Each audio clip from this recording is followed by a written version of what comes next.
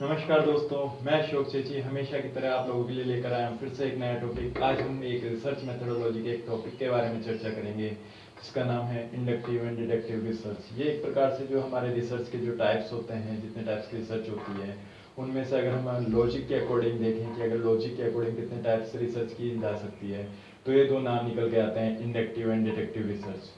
दोस्तों, आप भली भांति इंडक्टिव एंड डिडक्टिव आगमन और निर्गमन इनके नाम से भली भांति परिचित होंगे, क्योंकि ये न केवल हमें शोध में, न केवल हमें रिसर्च में देखने को मिलता है, ये लगभग हमें हर एक उस जगह पर देखने को मिलेंगे जहाँ हमें ज्ञान अर्जित करने की जरूरत होगी। अर्थात किसी भी ज्ञान को, किसी भी तर्क को प्राप्त करने के अगर कोई तरीकों के बारे में बात की जाए तो आगमन और निर्गमन ये दो नाम हैं जो इन तरीकों को परिभाषित करते हैं। यह आपको अर्थशास्त्र में भी देखने को मिलेगा, ये आपको वाणिज्य में भी देखने को मिलेगा, ये आपको शिक्षण विधियों में भी देखने को मिलेगा, विज्ञान के सामान्य सिद्धांतों को भी देखने को मिलेगा। अर्थात जहाँ भी ज्ञान के किसी भी सिद्धांत को अर्जित करने के अगर हम तरीकों के बारे में बात करें तो ये सबसे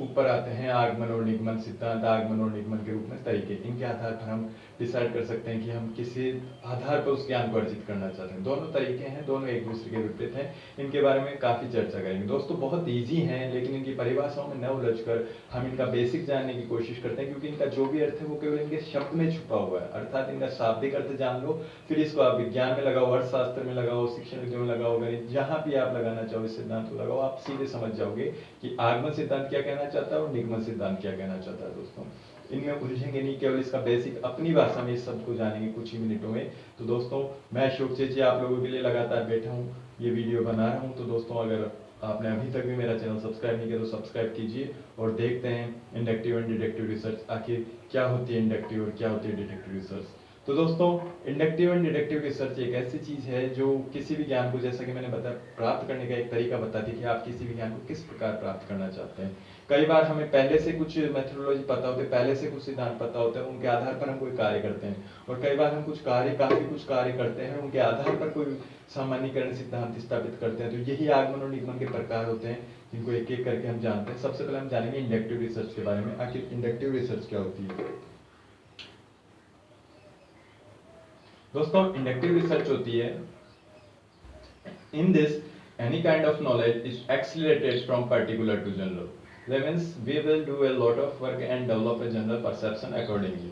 ये कहना चाहती है कि अर्थात ये किसी भी ज्ञान के प्रकार को, अर्थात ज्ञान का किसी भी प्रकार का प्रकार एक विशेष तौर से सामान्य की ओर जाता है, एक विशेष तौर से सामान्य की ओर जाता है। अर्थात हम कह सकते हैं कि हम बहुत सारे कार्य पहले करते हैं और उसके आधार पर एक सामान्य, एक अपना प्रिंसिपल निर्धारित करते हैं उसके आधार पर। अर्थात इसको अपनी भाषा में समझाना चाहूँ तो विशेष से सामान्य का मतलब ये जानिएगा कि हम पहले बहुत सारा कोई भी कार्य करते हैं, कोई भी कार्य जो हम बहुत करते हैं, किसी भी कार्य का काफी करते हैं। जैसे अपन उदाहरण के तौर पे लें कि मान लो मैं कोई मेटल्स ले लेता हूँ, किसी प्रकार की कोई धातु ले लेता हूँ, उस धातु के आधार पर मैं ये डिसाइड करता हूँ कि मैंने उसमें करंट प्रवाहित करा और मुझे लगा इसमें करंट नहीं आ रहा।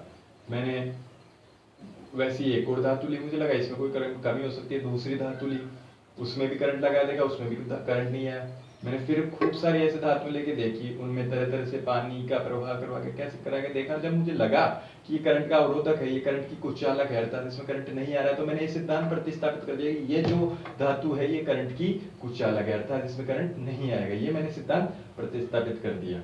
तो ये कौन सा हुआ? इंडक्टिव। इंडक्टिव थोड़ा सा इंपॉर्टेंट होता है, इसमें काफी मेहनत करनी पड़ती है, क्योंकि इसमें जो भी सिद्धांत हो आप खुद जनरेट करने वाले हो। इसमें सिद्धांत जनरेट पहले से नहीं होता, इसमें जो भी सिद्धांत होगा वो आप खुद जनरेट करने वाले हो, इसलिए इंडक्टिव थोड़ी सी मुश्किल होती है रिसर्च करना। तो इसमें हमने उस धातु में काफी कुछ करंट प्रवाहित करा, हमें लगा कि इसमें करंट नहीं आ रहा है, और उसके बाद हमने कहा कि ये जो धातु है, ये जो एनोनिमस, जो हमारी अज्ञात धातु है, इसमें करंट नहीं आएगा, अर्थात विद्युत की कुचालक होती है। ऐसा ही हम गणित के सिद्धांतों में भी ले सकते हैं। अपन कोई भी पाइथागोरस प्रमेय का सूत्र हुआ या किसी प्रकार का कोई भी सूत्र हुआ, अगर हम पहले सूत्र न पढ़ के हम पहले देखते हैं कि अगर हम कर्ण स्क्वायर बराबर लंब स्क्वायर प्लस आधार स्क्वायर ये जो है, तो हम ये देखते हैं कि अगर लंब स्क्वायर और कर्ण स्क्वायर की दूरी जोड़ेंगे तो हम लंब स्क्वायर प्लस आधार स्क्वायर की दूरी जोड़ेंगे तो कर्ण स्क्वायर के बराबर ही होगी।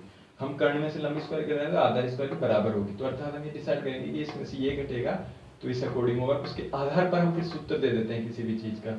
ऐसे ही कोई भी हमारा शोध के अंदर देखा जाए तो इंडक्टिव रिसर्च का मतलब हुआ कि हमने कोई भी रिसर्च की और रिसर्च में हमने काफी कुछ उस चीज को लगाया, उस चीज का कार्य करके देखा, उस पर काफी मेहनत की, उसके बाद कोई सिद्धांत निकाल के आते हैं और फिर उसका सामान्यीकरण करके देखते हैं कि वाकई में ऐसी चीजें हो रही है क्या, सब जगह ऐसी चीज हो रही है क्या। तो वो हमारा इंडक्टिव रिसर्च कहता है, इसे ही आगमन सिद्धांत कहते हैं। ये अर्थशास्त्र में भी इसी प्रकार कार्य करेगा, हर शिक्षण विधा हर चीज में यही बताता है कि पहले आपने कार्य किया और उसके बाद आपने सिद्धांत बताया कि हाँ ऐसा होगा, ये इतना कार्य किया, इसे हम बोलते हैं इंडक्टिव रिसर्च। इसका अर्थात क्या होगा, किसी भी ज्ञान को इसमें विशेष से सामान्य की ओर गमन किया जाएगा, अर्थात जनरल परसेप्शन ली जाएगी, हम बहुत कुछ कार्य करेंगे और उनके हिसाब से ही एक सामान्य धारणा प्रतिस्थापित कर लेंगे दोस्तों। तो इसे कहते हैं इंडक्टिव रिसर्च। अब हमें समझनी होगी डिडक्टिव रिसर्च, आखिर इंडक्टिव रिसर्च क्या है तो डिडक्टिव रिसर्च क्या होगी। दोस्तों इंडक्टिव डिडक्टिव में ज्यादा डिफरेंस नहीं है, क्योंकि एक अगर हम ढंग से समझ लेंगे तो दूसरा ऑटोमेटिकली समझ में आ जाएगा। अगर इंडक्टिव आ गया तो जस्ट इसका कॉन्ट्रैक्ट है, अर्थात इसका पूरा विपरीत है। अगर इंडक्टिव है तो डिडक्टिव इसका विपरीत है। तो एक कोई भी ढंग से समझ लो, बस कंफ्यूज ना हो, इंडक्टिव डिडक्टिव में इंडक्ट कर रहे हो कोई चीज को, ये ध्यान रखे, एक याद हो जाए भाई इंडक्ट करें किसी चीज को, इंडक्ट अपन खुद करें, खुद ने कोई चीज की, तो वो हमारा इंडक्टिव रिसर्च हुआ। तो डिडक्टिव क्या होगा उसके लिए देखते हैं डिडक्टिव रिसर्च। दोस्तों डिडक्टिव रिसर्च से बोलती है in contrast to inductive here we see the movement of a type of knowledge from general to specific. That means first the general theory is studied in it and after that work is done on the basis of it. अर्थात हम इसमें कह सकते हैं कि ये पूरी तरह से इंडक्टिव के विपरीत होता है। यहाँ हम क्या देखते हैं, यहाँ हम मूवमेंट देखते हैं, हमारे ज्ञान का जो भी प्रकार है, जिस भी ज्ञान को जिस भी तर्क को हम अर्जित करने जा रहे हैं वो हम जनरल टू स्पेसिफिक, अर्थात उसका सामान्यकरण सिद्धांत पहले से हमारे पास है, उस सामान्यकरण सिद्धांत के आधार पर अब हम उस पर कार्य करने जा रहे हैं, अब हम उसको अर्जित करने जा रहे हैं, तो वो होगा हमारे लिए deductive research. That means first the general theory is studied in it and after that work is done on the basis of it. अर्थात पहले जो जनरल सामान्य सिद्धांत वो हमने पढ़ा है, उसके बारे में हमने जाना है, उसके बाद उस पर हम कार्य करें, उसके बाद हम उसके बारे में शोध करें, तो ये हमारा डिडक्टिव रिसर्च कहलाता है। ऐसे प्रकार की रिसर्च को हम डिडक्टिव कहते हैं।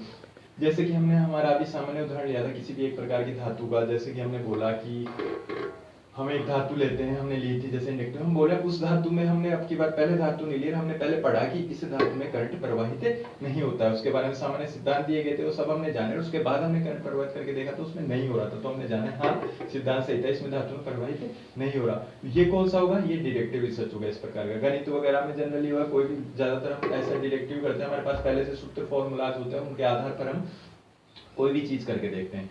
विज्ञान के अंदर भी हमारे पास पहले से सामान्य सिद्धांत होते हैं, उनके आधार पर उनके प्रयोग करके हम देखते हैं कि हाँ ये बिल्कुल सही है, ऐसा ही होता है। लेकिन जिन्होंने फर्स्ट टाइम किया था उन्होंने इंडक्ट किया था, जिन्होंने फर्स्ट टाइम किया था उन्होंने इंडक्टिव किया था, फिर उसके बाद हम डिडक्टिव कर रहे हैं, तो अर्थात कोई भी सिद्धांत आया हो उसके बाद हम उसको करके देखते हैं कि हाँ ये बिल्कुल सही हो रहा है। तो इस प्रकार ये डिडक्टिव रिसर्च होती है। अर्थात हम इंडक्टिव और डिडक्टिव रिसर्च को कह सकते हैं it is in every place where we have to acquire knowledge, अर्थात ये हर उस जगह है जहाँ हमें ज्ञान प्राप्त करने की जरूरत है। अर्थशास्त्र हर मतलब किसी प्रकार का सब्जेक्ट होता है, ये सभी उसी जगह है जहाँ हमें ज्ञान प्राप्त करने की जरूरत है। उसके बाद इंडक्टिव डिडक्टिव दोनों बहुत लॉजिक के आधार पर बांटे गए। रिसर्च के और भी टाइप्स होते हैं, उन पे भी हम विस्तार से चर्चा करेंगे दोस्तों। अगर इसमें कुछ समझ में नहीं आया तो आप मुझे कमेंट करके बताइएगा, और अगर आपको किसी रिसर्च और किसी टॉपिक्स के बारे में भी नॉलेज चाहिए तो हमें बताइएगा, हम जल्दी वीडियो बनाएंगे। और दोस्तों आपके समर्थन की सबसे ज़्यादा जरूरत होती है, क्योंकि वो मिलता है तो बहुत कुछ एनर्जी आती है अंदर से। दोस्तों आप लोगों को बहुत बहुत धन्यवाद आपने वीडियो देखा। प्लीज़ दोस्तों जाते जाते हमारे चैनल को सब्सक्राइब जरूर कर दीजिए। अच्छी चीज़ें जिसको हम फिर से लाएंगे एक छोटा सा टॉपिक जिसको बहुत आसानी शब्दों में समझाएंगे। Thank you very much.